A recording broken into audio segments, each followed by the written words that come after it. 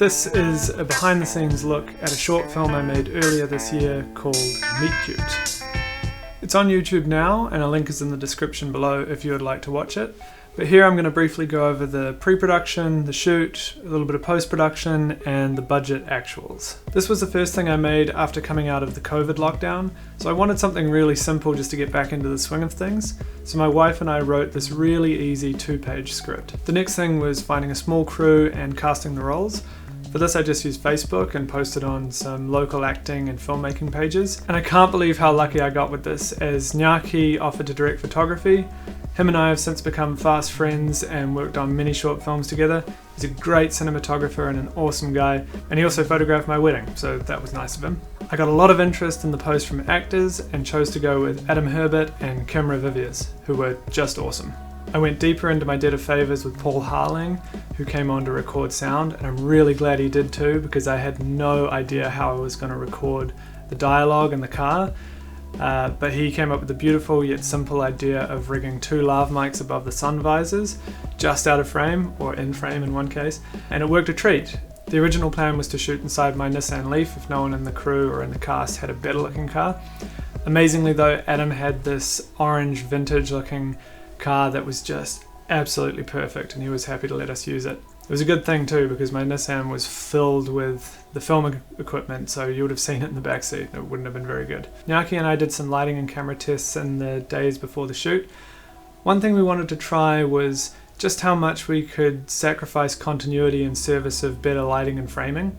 I notice all the time, in even great movies, they commit absolute continuity sins just to get a better lighting angle or camera angle, and you don't really notice it unless you're really looking for it.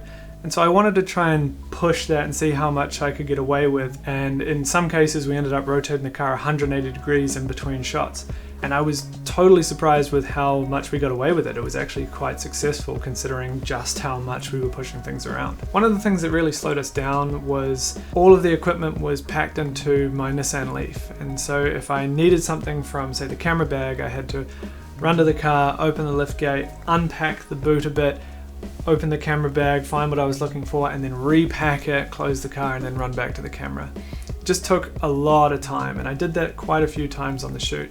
And we actually missed our day. We had to come back for some pickup shots a fortnight later. Streamlining the equipment is going to be one of the things that we need to do going forward. And actually, at the time of recording this, I have solved it. So I will make a video about how I did that very soon. We shot this on my Blackmagic Pocket Cinema 4K, and my god, I love this camera.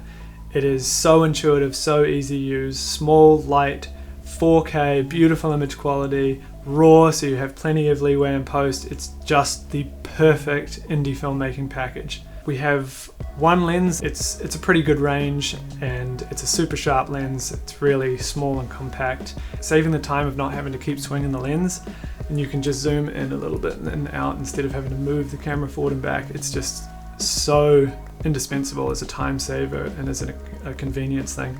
At this level, it's such a good way to do things. Okay, let's take a look at the budget. There was no actual budget for this. I just funded expenses as they came up and hoped that it would not be too much.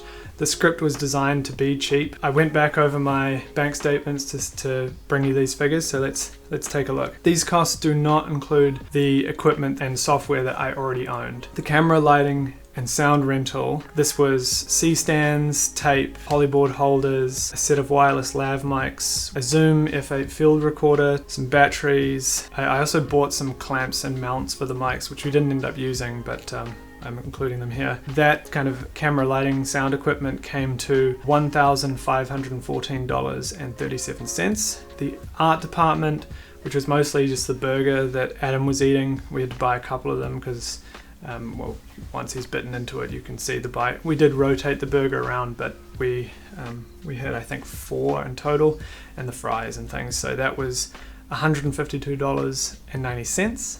Transport to and from the location and the rental house and things, and power was $53.10. Unit, this was just some refreshments and snacks, was $153.42. Payroll, I paid everyone $50 per half day. It's not much, but it's not nothing, and I didn't want to ask people to work for free, so there was a little something. That came to $300 in total. Post-production, there was one song license that I bought from MusicBed. I guess my MusicBed monthly subscription is $52.24, so that's the budget for post-production, I suppose. I didn't include editing software because DaVinci Resolve ships for free with the Blackmagic Pocket 4K, and it also has a free version anyway, so for most people out there, editing software can be free, at least. The equipment that I already own and isn't included in these figures is the Blackmagic, the lens, the cage and shoulder rig, the tripod, and the miscellaneous camera tools and equipment that go into that setup. So the expenses relating to this shoot come to a grand total of $2,226.03. That's New Zealand dollars. So for my overseas friends, at the time of editing, that's approximately 1,300 US dollars or 1,068 pounds. Post-production, I cut this myself. It took me a long time because I was working on other projects at the same time and I was spread really thin, but I eventually got there. During post on this, I eventually decided that I was sick of Premiere Pro crashing every 30 seconds, so finally decided to switch over to DaVinci Resolve. This was absolutely the right decision. Resolve is a much more stable software in my experience. It doesn't lack any of the features that Premiere Pro has. A lot of the features are better, like the color grading page especially. There are other specific features like a sound tool I'll get into in a moment. I've cut a few projects in Resolve now and I am definitely not going back anytime soon. I know a lot of people have been switching from Premiere to Resolve and I'm just another one of the dominoes to fall. The location, when we scouted it, was empty. And that was part of the appeal. It was a beautiful location and it was nice and quiet so we could get clean audio and work undisrupted. On the shoot day, however, everyone and their dog was out. And so we had a lot of background noise. And I knew it was a problem on the day, but we had no choice but to just shoot through it and see how it was. When I listened to the sound back in post, I thought, the show's over. I'll finish this edit, but I won't release it anywhere because the background noise is just too bad. However, I stumbled across this amazing isolate voice feature that Resolve has.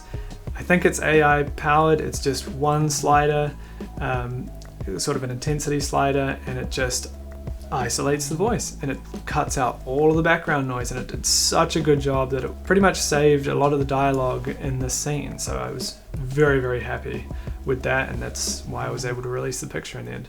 Do you see a guy who looks like Gordon Ramsay drawn from memory with a blunt crayon? Do you see a guy who looks like Gordon Ramsay drawn from memory with a blunt crayon? There was one visual effects shot, kinda. We caught ourselves in the reflection on the car's bumper in this shot, so I just painted us out. Nothing too fancy, but I suppose a visual effect nonetheless. The cut, sound design and color grade was all done in Resolve, and that's pretty much it, really. Once again, I'd like to express my gratitude to the cast and crew for helping me make this. Thank you. And if you enjoyed this video, there's going to be more like it on this channel. And in the meantime, take care. Thanks for watching.